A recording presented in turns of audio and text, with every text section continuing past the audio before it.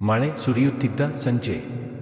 ಬೆಳ್ಳೂರು ಪಟ್ಟಣದ ಬಸ್ ನಿಲ್ದಾಣದಲ್ಲಿ ಜನರು ತಮ್ಮ ತಮ್ಮ ತಾಣಗಳಿಗೆ ಹೋಗುವ ಬಸ್ಸುಗಳಿಗಾಗಿ ಕಾಯುತ್ತಿದ್ದರು.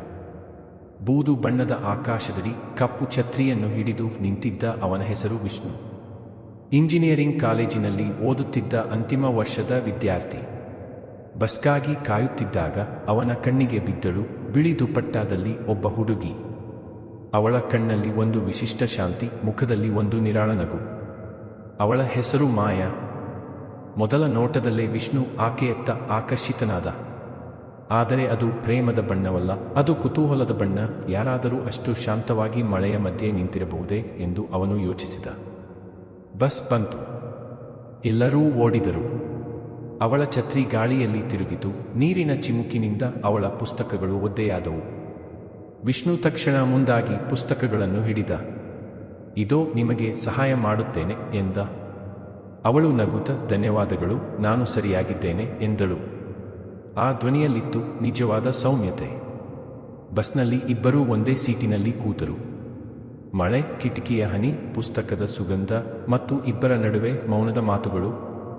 ಅದೇ ದಿನದಿಂದ ಅವರ ಪರಿಚಯ ಆರಂಭವಾಯಿತು. ದಿನಗಳು ಸರಿದವು. ಕಾಲೇಜಿನ ಆವರಣದಲ್ಲಿ ಹಸಿರು ಹುಲ್ಲಿನ ಮೇಲೆ ಇಬ್ಬರ ನಗು, ಚರ್ಚೆಗಳು, ಕನಸುಗಳು. ಮಾಯಾ ಸಾಹಿತ್ಯ ವಿದ್ಯಾರ್ಥಿನಿ, ಕವಿತೆ ಬರೆಯುತ್ತಾಳೆ. ವಿಷ್ಣು ಇಂಜಿನಿಯರ್ ಆಗಬೇಕೆಂದು ಕನಸು ಕಾಣುತ್ತಾನೆ. ಆದರೆ ಇಬ್ಬರಿಗೂ ಸಾಮ್ಯ ಏನೆಂದರೆ ಹೃದಯದ ಸರಳತೆ. ಮಾಯಾ ಹೇಳುತ್ತಿದ್ದಳು, ಪ್ರೇಮ ಅಂದರೆ ತೋರಿಸಿಕೊಳ್ಳುವುದಲ್ಲ, ಅನುಭವಿಸುವುದು. ಕಣ್ಣಲ್ಲಿ ಕಾಣುವುದಕ್ಕಿಂತ ಹೃದಯದಲ್ಲಿ ಉಳಿಯುವುದು ಮುಖ್ಯ. ವಿಷ್ಣು ಕೇಳುತ್ತಿದ್ದ, ಹೌದಾ? ಹಾಗಾದರೆ ನಿನ್ನ ಹೃದಯದಲ್ಲಿ ನಾನು ಇದ್ದೇನೆ? ಅವಳು ನಗುತ್ತ ಹೇಳುತ್ತಿದ್ದಳು, ನೀನು ಇದ್ದೀಯೋ ಇಲ್ಲವೋ ಗೊತ್ತಿಲ್ಲ, ಆದರೆ ನಿನ್ನ ಸ್ಮಿತ ನಿನ್ನ ಬದಲಿಗೆ ಬರುತ್ತದೆ. ಈ ಮಾತುಗಳು ವಿಷ್ಣುವಿಗೆ ಒಂದು ಹೊಸ ಭಾವದ ದಾರಿ ತೆರೆದವು. ಅವನಿಗೆ ಆಕೆಯ ಪ್ರೀತಿ ಕಾವ್ಯವಾಗಿತ್ತು. ಒಂದು ದಿನ ಏಕಾಏಕಿ ಕಾಲೇಜು ಮುಗಿಯುವ ಸಮಯ. ಪ್ಲೇಸ್ಮೆಂಟ್ ಸಂದರ್ಶನಗಳ ದಿನಗಳು. ವಿಷ್ಣು ಬೆಂಗಳೂರು ಕಂಪನಿಯಲ್ಲಿ ಆಯ್ಕೆಯಾದ. ಸಂತೋಷದಿಂದ ಮಾಯಾಳಿಗೆ ಹೇಳಲು ಓಡಿದ.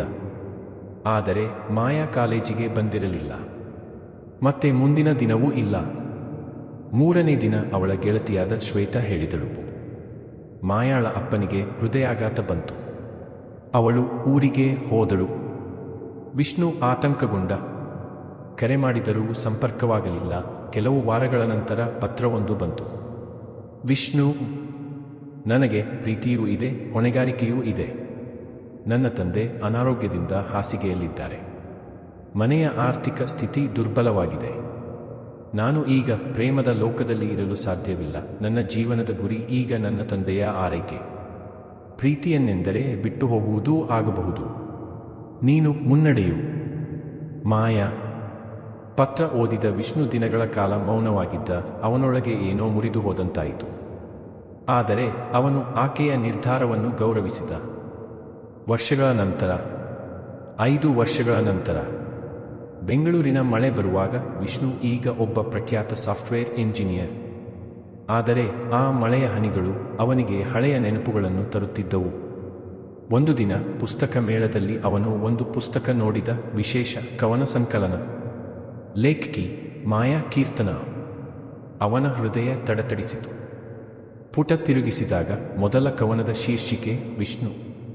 ಅಲ್ಲಿ ಬರೆಯಲಾಗಿತ್ತು, ಮಳೆಯಲ್ಲಿ ಬಿಟ್ಟ ಹನಿಯಂತೆ ನಿನ್ನ ಸ್ಮೃತಿಗಳು ನನ್ನೊಳಗೆ ಬೀಳುತ್ತವೆ. ನಿನ್ನ ಮುಖದ ನಗು ನನ್ನ ಕವನಗಳ ಶಬ್ದವಾಗಿದೆ. ವಿಷ್ಣು ಕಣ್ಣೀರು ಒರೆಸಿಕೊಂಡ. ಅದೇ ವೇಳೆ ಹಿಂದಿನಿಂದ ಧ್ವನಿ ಬಂತು, ನೀನು ಈ ಪುಸ್ತಕ ಓದುತ್ತೀಯಾ? ಅವನು ಹಿಂದಿರುಗಿ ನೋಡಿದ. ಮಾಯಾ ನಿಂತಿದ್ದಳು. ಕಾಲದ ತೂರಿನಲ್ಲಿ ಬದಲಾಗಿದ್ದರೂ ಅವಳ ಕಣ್ಣಲ್ಲಿ ಅದೇ ಶಾಂತಿ. ಮಾಯಾ. ಹೌದು ವಿಷ್ಣು, ನೀನು ಬಂದೆಯೇ? ಅವರು ಕೆಲವು ಕ್ಷಣ ಮೌನವಾಗಿ ನಿಂತರು. ನಂತರ ಮಾಯಾ ಹೇಳಿದಳು, ನನ್ನ ಜೀವನದಲ್ಲಿ ನೀನು ಒಂದು